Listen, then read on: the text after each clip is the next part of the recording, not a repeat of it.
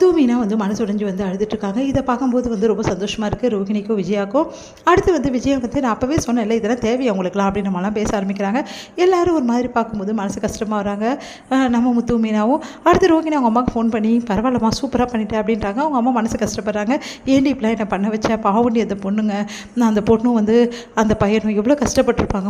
மீனாவை இப்படி கஷ்டப்படுத்திட்டேனே என்னால் தாங்கிக்க முடியல அப்படின்றாங்க. விடுமா பார்த்துக்கலாம் அப்படின்னு சொல்லிட்டு ரோஹிணி சொல்கிறாங்க. அடுத்து முத்து கிளம்புறாரு. உடனே மீனா கேட்குறாங்க, என்னங்க சீக்கிரமாக கிளம்பிட்டீங்க அப்படின்னு. இல்லை ஃபோன் உடஞ்சிருக்குல்ல, அதை ரெடி பண்ண கொடுக்கணும். எங்கள் மேலே கிளாஸ் தானே உடஞ்சிருக்கு அப்படின்னு. இல்லை அதை ரெடி பண்ணியே ஆகணும், எனக்கு ரொம்ப ஆசையாக இவ்வளோ நாள் நான் வச்சுருந்தேன், ஒரு வாட்டி கூட கீழே போடுறது தெரியல இல்லை தெரியுமா அப்படின்றாரு. சரிங்க நீங்கள் பண்ணிக்கிங்க அப்படி சொன்னோன்னே கிளம்புறாரு. இது எல்லாத்தையுமே கேட்டுறாங்க ரோஹிணி.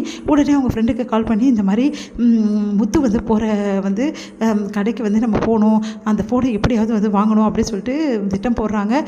இங்கே முத்து என்ன பண்ணாரு, ஒரு கடைக்கு போயிட்டு ஃபோனை எடுத்துகிட்டு போயிட்டு கொடுக்குறாரு. இது ரோஹிணி மறைஞ்சிருந்து பார்க்குறாங்க. அந்த கடையில் கொடுத்துட்டு கேட்குறாரு, இந்த ரெடி பண்ணி வைங்க அப்படின்னு சொல்கிறாரு. உடனே அவங்க இல்லைங்க இப்போ எதுவும் அந்த சம்மந்தப்படுத்தி இல்லை, கொஞ்சம் நேரம் போது தான் வரும், நீங்கள் சாயந்தரம் வாங்கிக்கிங்க, ஃபோனை இப்போ கொடுத்துட்டு போங்கன்றாங்க. முத்து யோசிக்கிறாரு, ஃபோனை கொடுக்கலாமா அப்படின்னு சொல்லிட்டு. சரிங்க நீங்கள் ஃபோனை கொடுத்துட்டு போங்க, நான் சாயந்தரமாக கண்டிப்பாக தந்துடுறேன் அப்படின்னு சொல்கிறாரு. சரிங்க சொல்லிவிட்டு கொடுக்கறதுக்கு யோசிக்கிறாரு. திடீர்னு ஃபோன் வருது. ஐயோ ஃபோன் இல்லை என்ன பண்ணுறது, திடீர்னு கஸ்டமர்ஸ்லாம் கால் பண்ணுவாங்களே அப்படின்னு. வேறு வழியே இல்லை, கொடுத்துட்டு போனால் கால் பண்ணால் என்ன பண்ணுறது, சரி நான் அப்புறம் கொடுக்குறேன் அப்படின்னு சொல்லிட்டு முத்து ஃபோன் எடுத்துகிட்டு வந்தார். இது ரோஹிணி என்ன பண்ணுறாங்க, முத்து போனால் அந்த கடையில் போய் விசாரிக்கிறாங்க. இல்லைங்க அவர் ஃபோன் எடுத்துகிட்டு போயிட்டாருன்னு நினச்சேன், இப்படி நடந்துச்சு, எப்படியாவது ஃபோனை வாங்கிட்டு போயிடலான்னு நினச்சோமே அப்படின்னு சொல்லிட்டு யோசிக்கிறாங்க. சரிங்க நீங்கள் யார் அப்படின்னோடனே, இல்லை ஃபோனை ரெடி பண்ண கொடுக்குறேன்னு சொன்னார், எங்கள் சொந்தக்காரர் தான், அதான் கேட்டேன் அப்படின்னு சொல்லிட்டு போயிடுறாங்க. சரி இப்படி நடந்துச்சுன்னு சொல்லிட்டு டென்ஷன் ஆகிடுறாங்க. அடுத்து இங்கே என்ன பண்ணுறாரு, முத்து வந்துக்கிட்டே இருக்காரு. திடீர்னு யாரோ ஃபோனை தட்டி விடுறாங்க.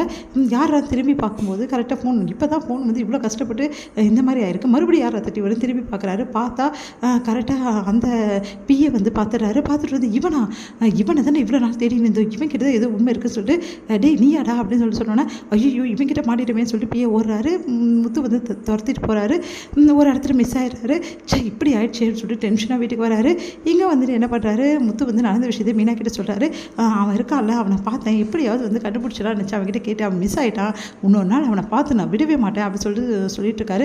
சரிங்க ஃபோனை ரெடி பண்ணுறேன், நீங்கள் என்ன ஆச்சு அப்படின்னோடனே, இல்லை மீனா ஃபோனு ஒன்று கையில் வேணும், இல்லாமல் இந்த ஃபோனை ரெடி பண்ண கொடுக்க முடியாதுல்ல. சரிங்க என் ஃபோனை யூஸ் பண்ணிக்கிங்க, உங்கள் நம்பரை என் நம்பரில் போட்டுக்கோங்க, நீங்கள் யூஸ் பண்ணிவிடுங்க. நீ இந்த ஃபோனுக்கு நீ இல்லாமல் என்ன பண்ணுவேன், நீ பூக்கடைக்கெல்லாம் போகணும்ல, எல்லோரும் உங்ககிட்ட சவாரி வருவாங்கள்ல அப்படின்னோடனே யோசிக்கிறாங்க.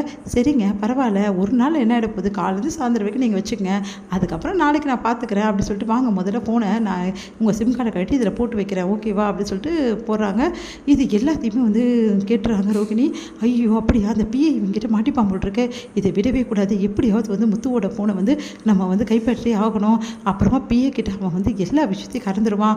அதுக்கப்புறம் பிஏ என்னை பற்றி எல்லா விஷயத்தையும் கண்டிப்பாக சொல்லிடுவான். அடிக்கு பயந்துங்கன்னு முத்து கொடுக்குற அடி தாங்கவே முடியாது, பிஏயால் நல்லா அடிச்சிடுவான். அப்புறம் என்ன, பிஏ எல்லாம் உண்மையை சொல்லிட்டா இந்த வீட்டில் நம்ம இருக்க முடியுமா, நம்மளை வீட்டை விட்டு துரத்திடுவாங்க.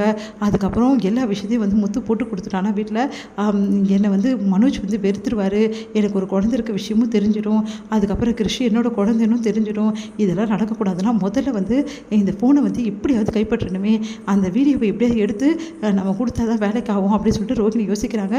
முத்து வைப்பானான்னு பார்க்குறாங்க. சிம் கார்டு எடுத்துகிட்டு முத்து அந்த ஃபோனை அங்கே வச்சுட்டு இந்த ஃபோனில் சிம் கார்டு போட்டுட்ருக்காரு. ரோஹிணி பார்க்குறாங்க. நைஸாக ஃபோன் எடுக்கிறதுக்காக ரோஹிணி வராங்க. பக்கத்தில் முத்து பார்த்துடுறாரு. அந்த ஃபோன் இருக்கும்போது முத்து அந்த ஃபோனை வாங்கிடுறாரு. இது என்னோடய ஃபோனுன்றாரு. ஓ சாரி இங்கே இருந்தது அப்படின்ற மாதிரி மழுப்புறாங்க. யோசிக்கிறாரு முத்து சந்தேகப்பட்டு.